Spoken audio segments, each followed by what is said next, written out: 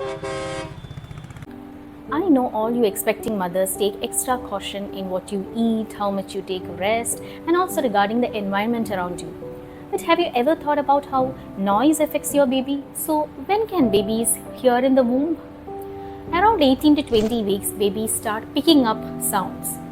By 24 to 26 weeks, they can respond to voices, and after 28 weeks, they even recognize voices, especially yours. So, now coming back to noise and pregnancy. Though your womb provides some protection for your baby from sound, prolonged exposure to loud noises, when I mean above 85 decibels, may increase stress levels for you and your baby, may result in impaired hearing development for your baby, as well as it may cause sleep disturbances and increased fetal movements. What's considered too loud? So here's some tips to protect your baby from excess noise. Number 1. Avoid prolonged exposure to very loud environment like concerts or construction sites. Number 2.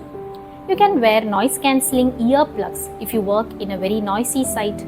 Number 3. Play soft music instead of high volume sound. Number 4. Rest in quiet places to balance out the daily exposures.